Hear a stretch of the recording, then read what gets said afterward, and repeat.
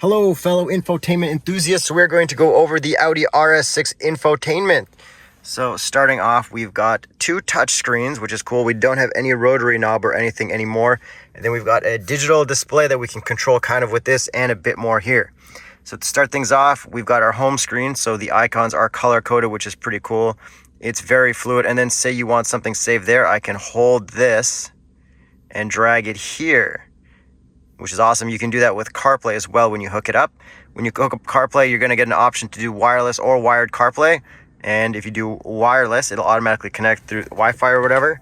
And if you do wired, you just plug in over here underneath the armrest. And then from our home screen, if we swipe left, then we also have these kind of widgets, which I'll never use. And you can also swipe from the top. You can set up your profile and everything, do your Wi-Fi stuff. It's a lot of extra things you don't really need to do, but it's kind of cool, I guess. And then if we click here, that's our radio. Now, annoying commercials. That's our radio. We don't actually have Sirius XM enabled right now, but if we clicked our settings, let's see, how can I get to my tune mix? There. We don't have tune mix, but we can rewind satellite radios with these buttons or go forward with tracks, so that's pretty cool. And then if we click more, there's an option to save as shortcut. So our screen down here, see how there's nothing there? We'll save a channel as a shortcut, and then it shows up. If we click there, we can have radio stations and other things as shortcuts there. Then back up here, if we want to go to our audio settings, let's see, where is that? We can have tune start on, so when it goes to a station, it'll start the song right there. And okay, back to home. We've also got, let's next explore the vehicle settings. So here we can do our Audi Drive Select. So then we can see what mode we're in, which we can also control with this right here. And then we can also program our RS1 and RS2 button, which is on the steering wheel here. So if I click RS1, I can go through everything. But what I don't have at the bottom is ESC Sport, which I only have in RS2. So what I would do is I'd get in here, I'd click twice, and then it would tell me that my traction control is off, which is really cool. Not all the way off, just one off. See? There. But if I hold this traction control button, now I can turn it all the way off. And then we also have the engine sound. So if turn off auto start stop, where is there? So listen carefully. Present.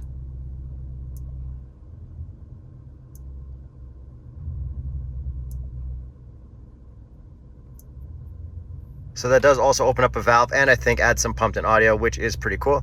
So let me put this back into comfort. And we can also raise or lower our car, but we can't raise or lower it too much. We can't like dump it to the ground just with this. I think it lowers automatically when you're driving fast. Then back to other things in here, we can do our RS monitor so you can see temperatures and everything while you're driving. It doesn't like save stuff. It doesn't have a camera that records everything like Track Pace and Mercedes, so I wouldn't say it's the best. Efficiency assistant, never going to use that stuff because this car's for going fast. Seats, driver entry assistance, that's all we have there. We don't have massage in this model. Air conditioning, light visibility, we can do our interior lighting colors, which is pretty cool.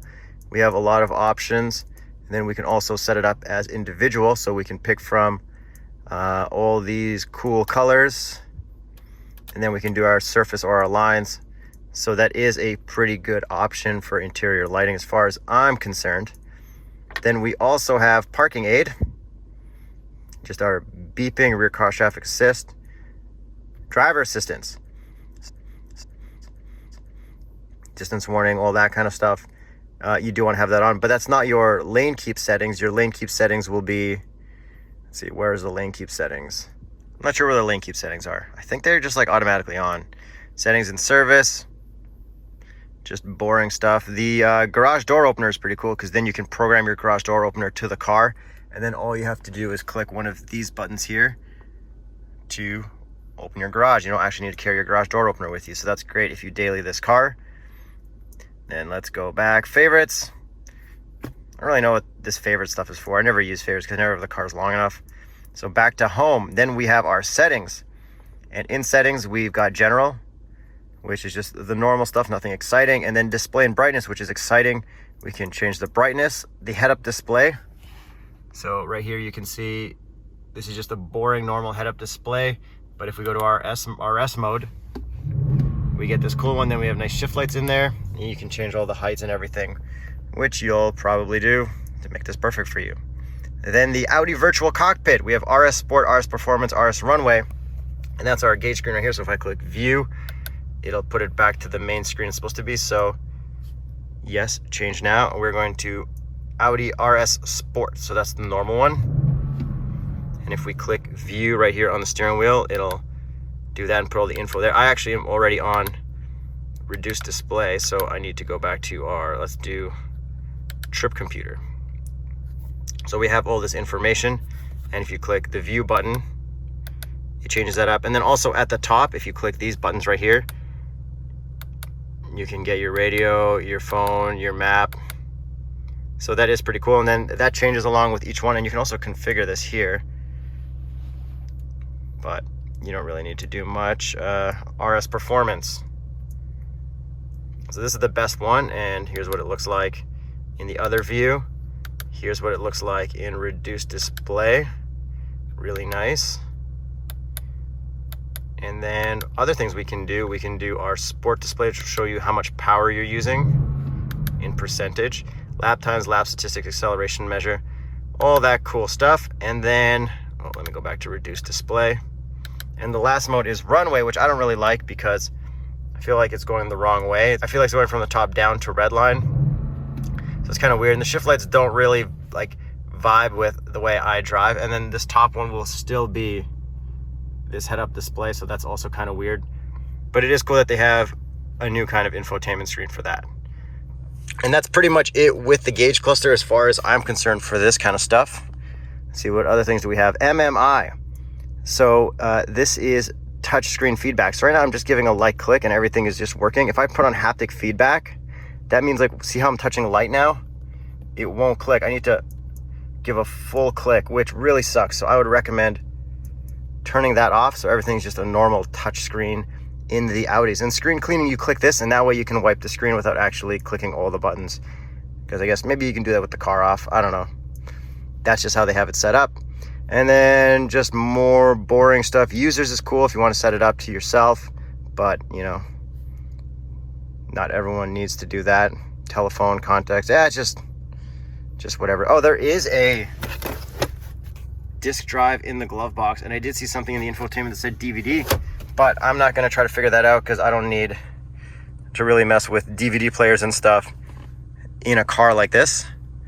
And then lastly, data management. I think there is a privacy thing somewhere. I forget where it was, but it prompted me every time. So you can turn that off so that it doesn't send your info back to Audi when you're driving or speeding or doing whatever. Here, let me see if I can find it. Privacy, there. Activate privacy mode. So I turn that on so that it doesn't send all my stuff. Because, like, you know, you don't need to send that stuff. I don't like the whole connected everything.